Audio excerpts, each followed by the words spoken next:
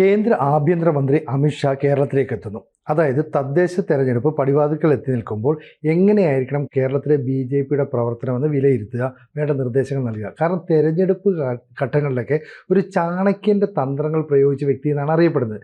ഇപ്പോൾ തിരുവനന്തപുരത്ത് അല്ലെങ്കിൽ മുതൽ കാസർഗോഡ് വരെയുള്ള കുറച്ച് നേതാക്കളെയൊക്കെ പങ്കെടുപ്പിച്ചുകൊണ്ട് ഒരു മീറ്റിംഗ് നടത്തുന്നുണ്ട്. എങ്ങനെയാണ് ചേച്ചി ഇതിനെ കാണുന്നത്?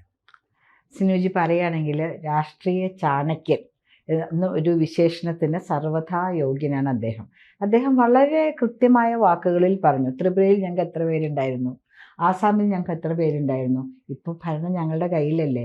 അതെന്തെങ്കിലും വ്യത്യസ്തമായിട്ട് ചെയ്യുന്നത് കൊണ്ടാണ് അങ്ങനെയൊക്കെ വരുന്നത്. വ്യത്യസ്തം എന്ന് ഞാൻ ഉദ്ദേശിക്കുന്നത് ജനങ്ങളെ കേന്ദ്ര സർക്കാരിൻ്റെ എല്ലാ നല്ല യോജനകളിലും പങ്കാളികളാക്കും.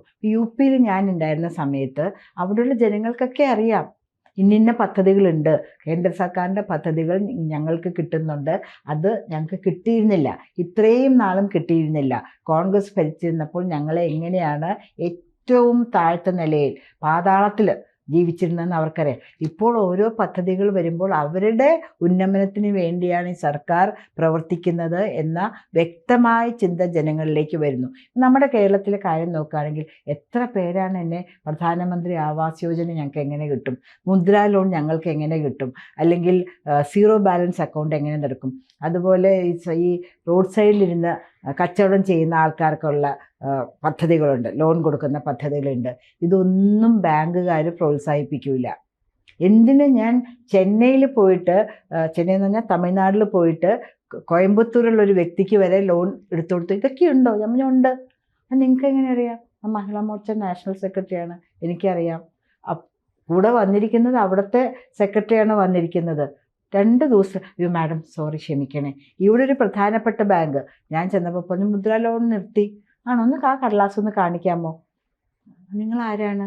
ഞാൻ ഇവിടുത്തെ കൗൺസിലറാണ്, BJPയുടെ കൗൺസിലറാണ്. ഞാൻ ഒന്ന് ബോംബെയിലേക്ക് വിളിക്കട്ടെ, അങ്ങേർക്ക് എങ്ങനെയെങ്കിലും ഉരുണ്ട് രക്ഷപ്പെടണമല്ലോ. ആ വിളി പോയി. അയ്യോ സോറി കേട്ടോ, ഞാൻ തെറ്റിദ്ധരിച്ചതാണ്, ഇപ്പോഴും ഉണ്ട് കേട്ടോ.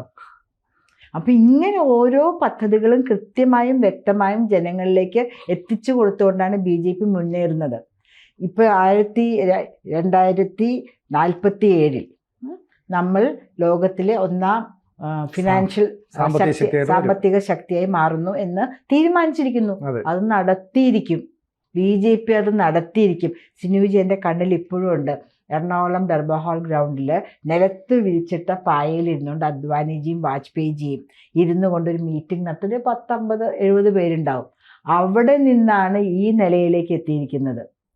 ഒരു മീറ്റിംഗ് വിളിച്ചാൽ ഇന്ന് എത്ര പേരാണ് BJPയുടേതായിട്ട് എത്തുന്നത്? സിറ്റിയുടെ നടുക്കുള്ള ഡിവിഷൻ BJP പിടിച്ചെടുത്തോ? മിനി MLA എന്നാണ് പറയുന്നത്. BJP പിടിച്ചെടുത്തോ?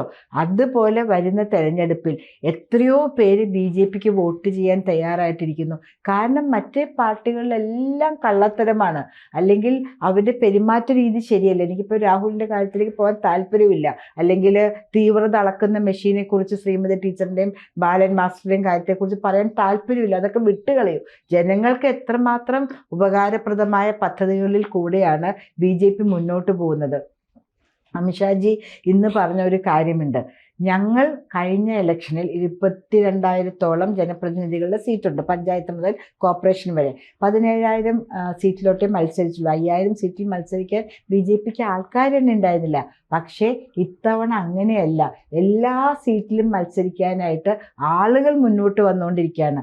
ഞങ്ങൾക്ക് മത്സരിക്കാൻ താല്പര്യമുണ്ട്, ഞങ്ങൾക്ക് മത്സരിക്കാൻ താല്പര്യമുണ്ടെന്ന് പറഞ്ഞാൽ ഓടി നടന്ന് പിടിക്കേണ്ട ഒരവസ്ഥയിൽ നിന്നും ചൂസ് ചെയ്യേണ്ട അവസ്ഥയിലേക്ക് ഇത്രയും പേരുണ്ട് ഒരേ നല്ല മെറിറ്റോടുകൂടി. അവരിൽ നിന്ന് ആരെയും ഞങ്ങൾ പിക്ക് ചെയ്യണം എന്നൊരവസ്ഥയിലേക്ക് കേരളത്തിൽ BJP വളർന്നിരിക്കുന്നു. പക്ഷേ ഇത് CPM കൃത്യമായിട്ട് മുന്നിൽ കാണുന്നുണ്ട്. ഒരു കേഡർ പാർട്ടി എന്ന നിലയിൽ CPM ആണ് എല്ലായ്പ്പോഴും തന്ത്രങ്ങൾ പയറ്റി മുന്നോട്ട് പോകുന്നത്. അതേ കേഡർ സ്വഭാവമാണ് BJPക്കുള്ളത്. പക്ഷേ കേരളത്തിൽ ഇത്രയും കാലമായിട്ടും അതിന് വളർച്ച ഉണ്ടായിട്ടില്ല. പിന്നെ എങ്ങനെ നമുക്ക് പ്രതീക്ഷിക്കാൻ പറ്റും? ആർക്ക് വളർച്ച ഉണ്ടായിട്ടില്ല? BJPക്ക് കേരളത്തിൽ വളർച്ച ഉണ്ടായിട്ടില്ല. ഉണ്ടാകണമെങ്കിൽ MLA-മാരോടെ MP-മാരും വേണം. MP 7 കോൺസ്റ്റിറ്റ്യുവൻസി ചേർന്നാണ് MP. ഒരു MLA സീറ്റ് ഉണ്ടായിരുന്നത് പോയി, സമ്മതിച്ചു. പക്ഷെ അതിന് പകരം 7 അസംബ്ലി കോൺസ്റ്റിറ്റ്യുവൻസി എന്നാണ് ഒരു MP വരുന്നത്. ആ MP പാർലമെന്റിലേക്ക് നടന്ന തെരഞ്ഞെടുപ്പിൽ 20ഓളം സീറ്റിലെ BJP 1-ാം സ്ഥാനത്തെത്തിയില്ലേ, 30ഓളം സീറ്റിൽ 2-ാം സ്ഥാനത്തെത്തിയില്ലേ. ഇനി അത് ശരിക്കും അസംബ്ലിയിലേക്ക് വരുമ്പോൾ ജനങ്ങൾക്ക് മനസ്സിലായി. എപ്പോഴും പറയുന്ന പോലെ ഡബിൾ പവർ ഉള്ള ഒരു എൻജിൻ തന്നെ വേണം. എന്നാലേ നമ്മളുടെ ജനങ്ങളുടെ ആവശ്യങ്ങൾ അവിടേക്ക് എത്തുകയുള്ളൂ. എന്തെല്ലാം തരാൻ തയ്യാറാണ്. ഇന്ന് തന്നെ അമിത്ഷാജി പറഞ്ഞു, ഒരു ക്വസ്റ്റ്യൻ വന്നു, നമുക്ക് എന്ത് കിട്ടി അവിടെ മലയിലൊക്കെ ഇത് പ്രകൃതി ദുരന്തങ്ങൾ ഉണ്ടായപ്പോൾ എന്ത് കിട്ടി, നമുക്ക് അർഹതപ്പെട്ട സഹായം കിട്ടിയില്ല. അദ്ദേഹം കറക്റ്റായിട്ട് പറഞ്ഞു, ഞാൻ ഓർക്കുന്നില്ല, 5,000 എത്രയോ ആ ഡിജിറ്റ് വരെ അദ്ദേഹം പറഞ്ഞു, കോടി രൂപ ഇവിടേക്ക് സാങ്ഷൻ ആയിട്ടുണ്ടല്ലോ, എന്തുകൊണ്ട് അതാവുന്നില്ല. പിണറായിയും രാജേഷ് ജി എടുത്ത് സംസാരിക്കും, കൃത്യമായ കണക്ക് രാജീവ് ചന്ദ്രശേഖർജിയുടെ കയ്യിലുണ്ട്. അദ്ദേഹം കറക്റ്റ് കണക്ക് പറയും, ഇവരൊന്നും കിട്ടിയില്ലേ എന്ന് പറഞ്ഞ് കരഞ്ഞിട്ട് കാര്യമുണ്ടോ? ഇവിടുന്ന് കൊടുത്ത പൈസയുടെ കണക്കിന് അദ്ദേഹത്തിന്റെ കയ്യിലുണ്ട്. മാത്രമല്ല അദ്ദേഹത്തെക്കുറിച്ച് പറയുന്നത്, ആൾക്കാർ ചോദിക്കും ഞങ്ങൾ എഴുതി തരണോ ചോദ്യം എന്ന് ചോദിക്കും. ഒന്നിൻ്റെ ആവശ്യമില്ല, എല്ലാത്തിൻ്റെയും കൃത്യമായ മറുപടി എൻ്റെ മനസ്സിലുണ്ട് എന്നാണ് അദ്ദേഹം പറഞ്ഞത്. അതാണ് ഞാൻ പറയുന്നത്, യഥാർത്ഥ നേതാവ്. എല്ലാ കാര്യങ്ങളും അദ്ദേഹം കൃത്യമായി മനസ്സിലാക്കുന്നുണ്ട്. പാറ്റ്നയിൽ വെച്ച് നടന്ന ഒരു മീറ്റിങ്ങിൽ ഞാനും പങ്കെടുത്തിട്ടുണ്ടായിരുന്നു. ആരൊക്കെയോ അവിടെ ഇങ്ങനെ നടക്കുന്നുണ്ടല്ലോ, ഇവിടെ നടക്കുന്നുണ്ടല്ലോ. അദ്ദേഹം പറഞ്ഞു, നിങ്ങൾക്ക് എന്തെങ്കിലും പ്രശ്നം അതിലുണ്ടോ? നിങ്ങൾ വടക്കു നോക്കി യന്ത്രമാവല്ലേ, അയലത്തെ അദ്ദേഹം ആവല്ലേ. നിങ്ങളുടെ ബൂത്തിൽ എത്ര വോട്ട് കൂടി, നിങ്ങളുടെ ഡിവിഷനിൽ എത്ര വോട്ട് കൂട്ടി, നിങ്ങളുടെ അസംബ്ലി കോൺസ്റ്റിറ്റ്യുവൻസിയിൽ എത്ര വോട്ട് കൂട്ടി, അതിനെക്കുറിച്ച് ആലോചിക്കൂ. അയലത്തെ അദ്ദേഹത്തിൻ്റെ കാര്യം നോക്കാൻ, വടക്കിൽ എന്ത് നടക്കുന്നു എന്ന് നോക്കാൻ ഞങ്ങളുണ്ട്. ആ കോൺഫിഡൻസ് ഞങ്ങളുണ്ട്. ഇന്നൊരു ചോദ്യത്തിന് അദ്ദേഹം മറുപടിയായിട്ട് പറഞ്ഞ കാര്യം എന്താണെന്നറിയാമോ? എല്ലാ ജനങ്ങൾക്കും, ന്യൂനപക്ഷമില്ല, ഭൂരിപക്ഷമില്ല, ഒന്നുമില്ല, എല്ലാ ജനങ്ങളെയും ഒരുപോലെ കണ്ടുകൊണ്ടാണ് ഈ പാർട്ടി മുന്നോട്ട് പോകുന്നത്. ശരിയല്ലേ? എന്തെങ്കിലും തരത്തിലൊരു വ്യത്യാസം കാണിക്കുന്നുണ്ടോ? ഈ സ്കീമുകൾ കൊടുക്കുമ്പോൾ അതെ, ഭൂരിപക്ഷത്തിന് ഒരു 10% കൂടുതൽ കൊടുത്തോളൂ, ന്യൂനപക്ഷത്തിന് ഒരു 20% കുറച്ച് പിടിക്കൂ, ഇവർക്ക് അങ്ങനെ കൊടുക്കൂ. ഇല്ല സിനുജി, വിശ്വസിക്കണം സിനുജി. ഇത് ഇന്നലെ തന്നെ എത്ര ക്രിസ്ത്യൻ കമ്മ്യൂണിറ്റി എന്നുള്ള കോള എനിക്ക് കിട്ടിയത്, ഉയർന്ന അച്ഛന്മാർ. അപ്പോൾ അവർ പറഞ്ഞു, ഒന്ന് അമിത്ഷാജിയെ കാണണം, ഞങ്ങൾക്കൊരു കാര്യം പറയാനുണ്ട്. അപ്പോൾ ഞാൻ ഇത്തിരി ലേറ്റ് ആയല്ലോ, എങ്ങനെയെങ്കിലും പത്മജൊന്ന് ട്രൈ ചെയ്യൂ. പക്ഷെ 3 സ്റ്റെപ്പ് ഓഫ് ഇത് കഴിഞ്ഞിട്ടേ ആക്കാൻ പറ്റില്ല. 2-3 ദിവസം മുമ്പ് അദ്ദേഹത്തിൻ്റെതായ സുരക്ഷാ വലയമുണ്ട്.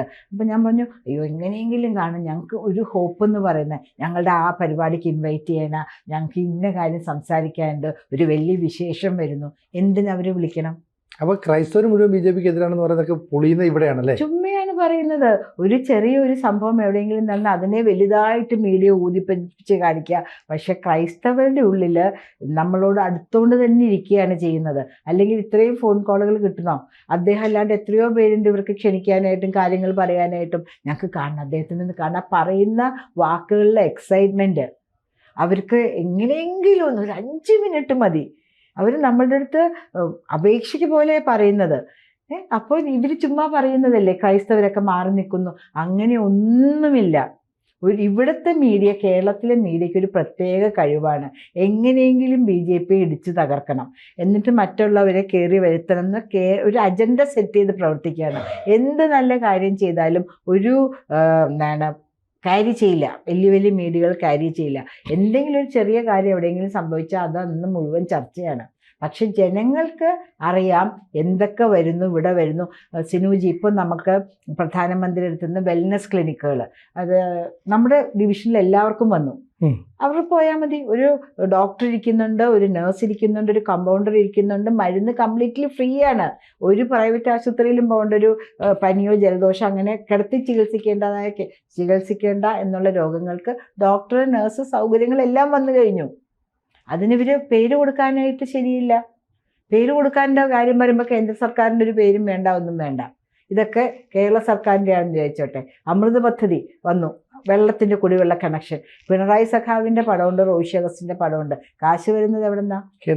കേന്ദ്രത്തിൽ നിന്ന്. ഇത് മുഴുവനും ഞാൻ ഇന്ത്യ സംഘടിച്ച് വലിയ ട്യൂബുകളിലാണ് വരുന്നത്. നീല നിറത്തിൽ അടിച്ചിട്ട് മലയുടെ മുകളിലും താഴ്വാരത്തും ഒക്കെ വരുന്നുണ്ട്. പക്ഷേ നമ്മളുടെ പടം വയ്ക്കൂല. പക്ഷെ കേരളത്തിലെ BJP പ്രവർത്തകർക്ക് വീടാന്തരം കയറി ഇറങ്ങി ഇത്തരത്തിലുള്ള തട്ടിപ്പുകൾ പൊളിച്ചു കൊടുത്തുകൂടെ? കൊടുക്കുന്നുണ്ട്.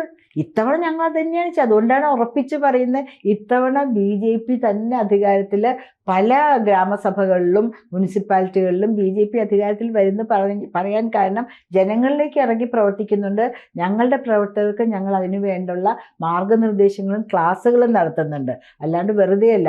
ഒരു ഇപ്പം എൻ്റെ ഡിവിഷനിൽ തന്നെ എല്ലാവർക്കും ഞാൻ ആയുഷ്മാൻ ഭാരത് എടുത്തു കൊടുത്തു, 70 വയസ്സിന് മുകളിലുള്ള. പക്ഷേ ഇദ്ദേഹത്തിൻ്റെ കണ്ണിൽ നമ്മളെല്ലാവരും മറ്റേ അമൃത് കുടിച്ചിരിക്കുകയാണ്. അപ്പോൾ നമുക്ക് അസുഖങ്ങളൊന്നും വരില്ല. 5 ലക്ഷം രൂപ പ്രതിവർഷം ഭാര്യയും ഭർത്താവും, അല്ലെങ്കിൽ ഇപ്പോൾ 90 വയസ്സായ ആൾക്കാരൊക്കെ ആണെങ്കിൽ അവർക്ക് 70 വയസ്സായ മക്കളുണ്ടാവും. എല്ലാവർക്കും പെർ പേഴ്സൺ, ഒരു കുടുംബത്തിനല്ല, എല്ലാ കൊല്ലവും 5 ലക്ഷം രൂപ സൗജന്യ ആരോഗ്യ പരിരക്ഷ. നമ്മൾ അമൃത് കുടിച്ചിരിക്കുന്ന കാരണം നമുക്ക് വേണ്ട. പക്ഷെ ഒരു കാര്യമുണ്ട് കേട്ടോ, 6 മാസം കഴിയുമ്പോൾ അമൃത് ദഹിക്കും. അപ്പം അദ്ദേഹം തുടങ്ങും പിണറായി. ഇങ്ങനെയാണ് ജനങ്ങളെ ദ്രോഹിക്കുന്ന ഒരു സർക്കാർ നിലനിൽക്കുന്നുണ്ടെങ്കിൽ അത് കേരളത്തിലെ സർക്കാർ തന്നെയാണെന്ന് പറയണം.